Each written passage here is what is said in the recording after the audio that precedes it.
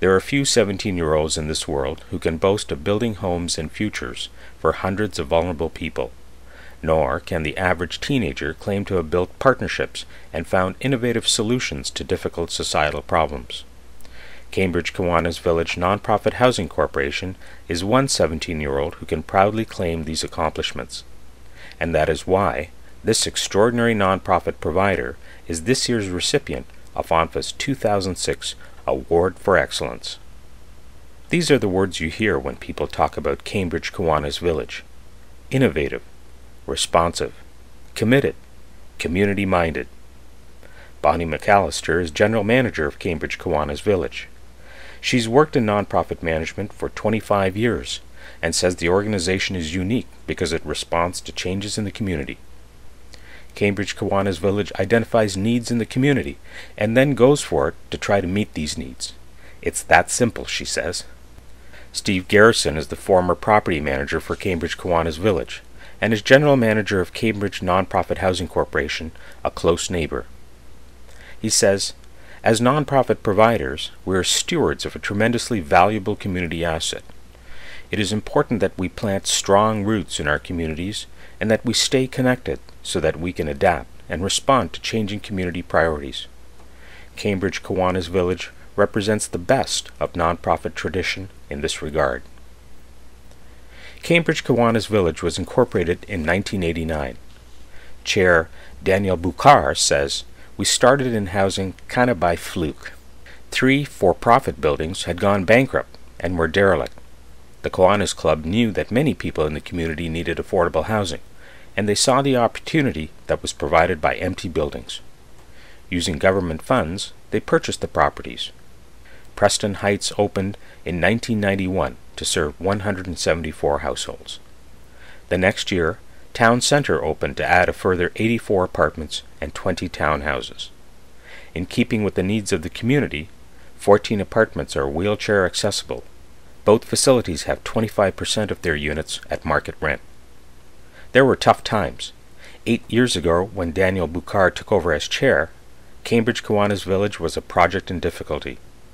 Bukhar says at the time he thought, "This isn't right. These are beautiful properties with great tenants. We can fix this." They did, but it wasn't accomplished overnight. The board worked hard on identifying their strengths and weaknesses as part of a plan to strengthen governance. They analyzed the operational problems and established good business practices, including hiring staff with nonprofit experience. One of their goals was to develop a strong working partnership with staff. Preston Heights Community Center is the result of another partnership. Cambridge Kiwanis Village provides the space in the nonprofit, and the Preston Heights Community Group funds the programs in this thriving community center, which serves both residents of the nonprofit as well as the local neighborhood. The facility provides family programs and recreational activities, access to food and clothing and shelter, employment and education resources, and transportation to meetings and appointments. As well, counseling is provided through a family outreach worker. Angela Gingrich has spent a lot of time in the community center. She is a true example of how a healthy community grows healthy individuals and families. She started as a tenant and has become a superintendent at one of the properties of Cambridge Kiwanis Village. Angela and her husband moved into Preston Heights 14 years ago. She started volunteering at the community center and within a few years was running the preschool. She next served as a peer health worker, having received training through the region of Waterloo. Then in February she was hired as the superintendent at 360 Linden. "When we first moved in, my husband had a lot of health issues and was in and out of hospital," Angela says. "I don't know where we would have been if we hadn't had this place. It's an awesome community to live in." The latest addition to Cambridge Kiwanis Village opened in May of this year.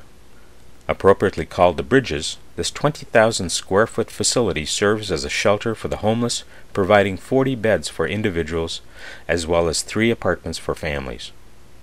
It also has 20 transitional supportive housing apartments. Until the Bridges filled the gap, homeless individuals followed the Out of the Cold program from church to church. Created in partnership with Cambridge Shelter Corporation, it's another excellent example of Cambridge Kiwanis Village working with other groups to meet community needs. CSC wanted to build a shelter and drop-in center with kitchen and administrative facilities. Cambridge Kiwanis Village wanted to build affordable supportive housing. By working together, two dreams came true. The $3.1 million project was funded by $1.5 million in corporate and private donations, plus a variety of funds from all levels of government. The Bridges has a drop-in center and kitchen, as well as a supportive housing worker who provides supports for daily living. Other programs for the homeless are also on site, including meals, shower and laundry facilities, access to medical professionals, and counseling services for addiction and anger management. You name it, the Bridges has it. Ever mindful of community social problems, Cambridge Kiwanis Village has also partnered with Argus Shelter for Youth to create the Supportive Housing for Youth program, or SHY for short. With funds from the Provincial Homeless Initiative Fund, the Trillium Fund, and supports for daily living, homeless youth live in a non-profit housing community while they prepare for life in their own affordable housing unit. Cambridge Kiwanis Village has two two-bedroom apartments.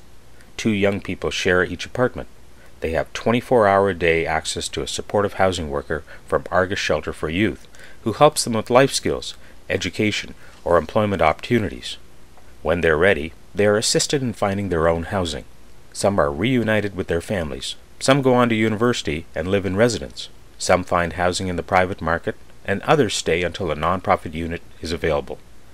This unique program is a model for other housing providers seeking to fill this gap in the housing continuum. Jennifer Murdoch is Housing Programs Manager for the Regional Municipality of Waterloo. She says excellent staff, committed volunteers, and the strong Kiwanis Foundation create the formula for success for Cambridge Kiwanis Village. CKVN has a long-term committed board of directors who are in this business for the right reasons to serve their community. I have respect for them, and I'm not surprised that they endeavor to expand their portfolio to meet community needs, says Jennifer Murdoch. They had two successful buildings before the Bridges was built.